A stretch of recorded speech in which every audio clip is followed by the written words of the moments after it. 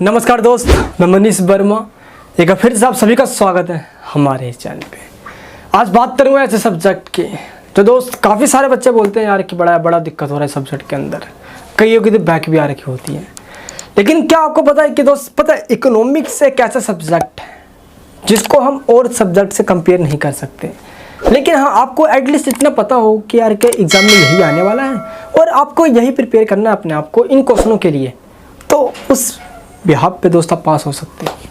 तो आज मैं आपको बताने वाला हूँ एक करके वो सारे इंपॉर्टेंट क्वेश्चंस इकोनॉमिक्स के। तो जैसे कि इकोनॉमिक्स का आपका जो बुक है development and policy in India, ये बीकॉम थर्ड ईयर के अंदर भी है, ये बीए प्रोग्राम थर्ड ईयर के अंदर भी है ना। तो आपको इसको कैसे पढ़ना है इससे पहले हम जानते हैं ये कि आपके वो इंपॉर्टेंट क्वेश्चन कौन कौन से हैं।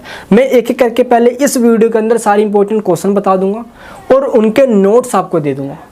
नेक्स्ट वीडियो के अंदर मैं इन सभी को समझाऊंगा एक एक करके, ताकि आपका जो कंसेप्ट है वो क्लियर भी हो जाए और एटलीस्ट आप एग्जाम के अंदर लिख भी पाओ। लेकिन दोस्तों नोट्स आपके लिए बहुत बेनिफिट रहेगा जो आज की इस वीडियो में आपको बताने वाला हूं मैं।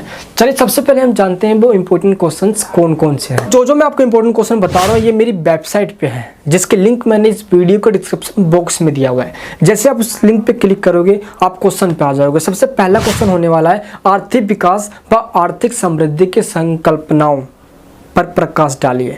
यानी कि दोस्त आपको कंसेप्ट बताने हैं कौन कौन से, economic development and economic growth. आए दोस्तों में ये क्वेश्चन बहुत इंपॉर्टेंट रहा है और जो वही क्वेश्चन आपको बताऊंगा मैं जो आपको करना ही करना है, ठीक है। सेकंड क्वेश्चन है दोस्त आपका, देखो ये इकोनॉमिक की मैं पहले अगर आपको ओवरव्यू दे दूँ क्वेश्चन के ऊपर, आपको इकोनॉमिक डेवलपमेंट के बारे में बताना है कि कैसे किस तरीके से हुआ है, ऐसे कौन कौन से कंपोनेंट्स हैं, वो कौन से कंसेप्ट्स हैं। एंड दोस्त नेक्स्ट है आपका इकोनॉमिक ग्रोथ है यार, ये दोनों साथ साथ चलता है। इसमें दोनों में बहुत बड़ा डिफरेंस तो नहीं है पर छोटा सा डिफरेंस है जो आपको बताना है, ठीक है। मैं दोस्त इस वीडियो में सिर्फ क्वेश्चन बता रहा हूँ। एक एक क्वेश्चन का आंसर देना दोस्त बहुत बड़ी वीडियोस बनती है, मेरा आपको पता है कि मैं एक एक क्वेश्चन को एक घंटे में बताता हूँ। मेरी दोस्तों सारी वीडियोस देख सकते हो आप। नेक्स्ट क्वेश्चन रहने वाला है जनसंख्या व आर्थिक विकास के संबंध को स्पष्ट कीजिए। भारत के जनसंख्या नीति को संक्षेप में समझाइए। Explain the relation between population and economic development, briefly explain the population policy of India. आया दोस्त समझ में? ये ऐसा क्वेश्चन रहा है जो पिछले साल और पिछले साल भी आया है, तो इस साल बहुत चांसेस क्वेश्चन के भी, तो आपको ये क्वेश्चन करना है। याद रहे दोस्त मेरे नोट्स जो है वो हिंदी मीडियम और इंग्लिश मीडियम दोनों में अवेलेबल है, इकोनॉमिक्स के या और भी अदर सब्जेक्ट्स के। तो लिंक है डिस्क्रिप्शन बॉक्स के अंदर, जैसे ही नोट्स पे क्लिक करोगे आपको मिल जाएगा। वहाँ पे हिंदी में पहले मैंने थोड़ा सा लिख के बताया है कि कैसे नोट्स में आपको इस तरह से आंसर मिलेंगे। देन उसके सबसे नीचे आपको लिंक मिल जाएगा, उस पर क्लिक करके आप नोट्स ले सकते हो। नेक्स्ट थर्ड क्वेश्चन रहने वाला है भारत में गरीबी के कारणों पर चर्चा कीजिए।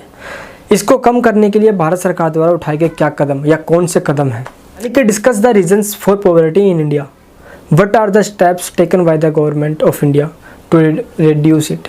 इसको कम करने के लिए भारत सरकार ने क्या क्या किया है ना। नेक्स्ट क्वेश्चन रहने वाला है भाई कि भारतीय योजनाओं के वित्त प्रबंधन के प्रमुख स्रोतों की चर्चा कीजिए। इस संदर्भ में घाटे की वित्त व्यवस्था की भूमिका का मूल्यांकन कीजिए और बताइए कि मुद्रास्फीति पर इसका क्या प्रभाव पड़ता है या क्या प्रभाव होगा। Discuss the major sources of finance management of Indian scheme. यहाँ पे इसके बाद बताया गया कि in this context evaluate the role of deficit financing and what will its effect on inflation. तो अगर मैं आपको बताऊं तो यार पता है बीओपी वाले जो क्वेश्चन आता है बैलेंस ऑफ पेमेंट वाला क्वेश्चन, देखो इकोनॉमिक्स अगर जिसका बैकग्राउंड पहले अच्छा रहा है, यानी पहले उसने पढ़ा है इकोनॉमिक्स, तो ये सारे क्वेश्चन उसके लिए बच्चों वाले लगेंगे।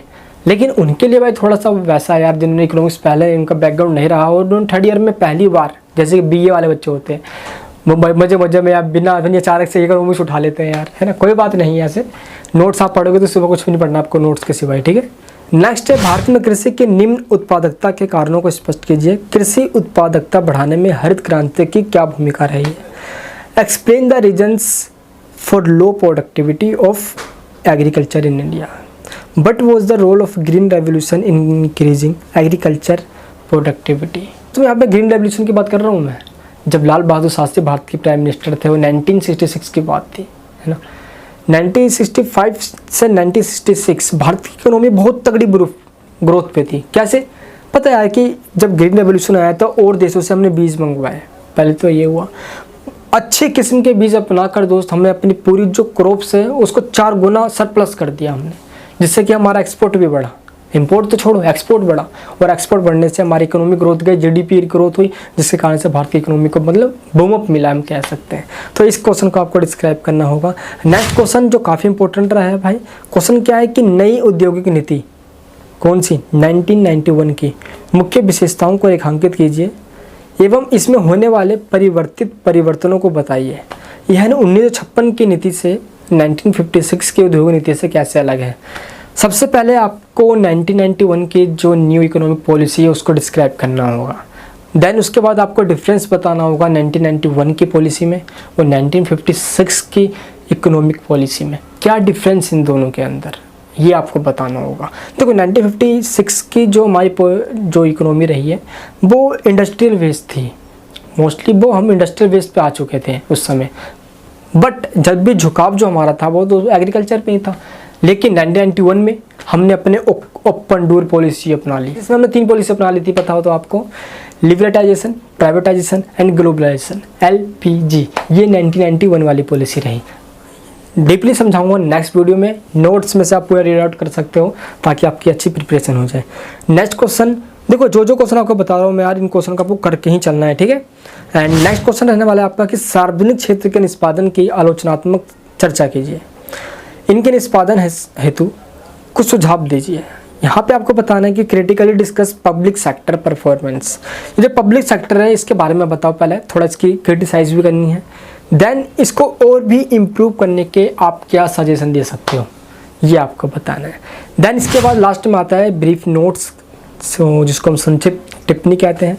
आर्थिक विकास में विदेशी पूंजी की भूमिका बतानी है सबसे पहले। ये शॉर्ट नोट्स है जिसको दोस्त एटलीस्ट हम 2 पेज पे लिखना होता है। शॉर्ट नोट्स में role of foreign capital in economic development पहला। नेक्स्ट राजकोषीय नीति, यानी कि इसमें दोस्तों आपको देखो यहाँ पे जो भी रह गया, ट्रेजरी पॉलिसी हो गया, इनके बारे में। भारत में हाल के मूल्य वृद्धि के कारण बताइए। हाल में दोस्तों जो मूल्य वृद्धि हो रही है due to the recent price increase in India, इसके बारे में आपको डिस्क्राइब करना होगा। और वो दोस्त ये सारे जो शॉर्ट नोट्स रहे, बाकी सारे इंपॉर्टेंट क्वेश्चन रहे। देन इसके बाद जो मेरे दोस्तों नोट्स आप देख सकते हो, इसी को आपको पढ़ना है। ये इंपॉर्टेंट क्वेश्चन जो मैं आपको बता रहा हूँ, ऐसा ही और जैसे कि स्मॉल बिजनेस हो गया आपका, बेसिक स्टैटिक्स हो गया, ऐसे और भी ऐसे सब्जेक्ट हैं जिनके दोस्त मैं आपको इंपॉर्टेंट क्वेश्चन दे दूंगा और पूरी प्रिपेयर आपको मैं करवा दूंगा एग्जाम्स के लिए, ताकि आपको कोई दिक्कत ना हो। सबसे बड़ी बात दोस्तों ये कि ये ओपन बुक एग्जामिनेशन इस साल होने वाला है, तो बहुत बेनिफिट है आपके लिए क्वेश्चन रहेगा। आगे आने वाले सालों के लिए भी यही क्वेश्चन बहुत इंपॉर्टेंट है। अगर आप इसकी तैयारी करते हो तो कुछ भी नहीं पढ़ना। नोट्स के लिंक वीडियो के डिस्क्रिप्शन बॉक्स में मिलेगा। कोई भी दिक्कत होता है तो दिए गए व्हाट्सएप नंबर पे कांटेक्ट करके डायरेक्ट हमसे नोट्स ले सकते हो। चलिए दोस्त, तो उन बच्चों को शेयर करें जिनको इकोनॉमिक्स से बहुत डर लगता है कि नहीं यार इकोनॉमिक्स कैसे निकाल पाएंगे हम, उन बच्चों को इस वीडियो को शेयर करें ताकि उनको भी बेनिफिट पहुँचे। नेक्स्ट वीडियो में मैं एक एक करके सभी इन क्वेश्चंस की एक्सप्लेनेशन लेकर आऊँगा और मैं आपको दोस्तों समझा दूंगा कंसेप्ट सारे, ताकि सारे ही क्लियर हो जाए। चलिए दोस्त, वीडियो को लाइक करें और अपने सभी दोस्तों पर शेयर करें। अगर चैनल पर नहीं हो तो प्लीज़ चैनल को सब्सक्राइब करें। चलिए, जय हिंद, जय भारत।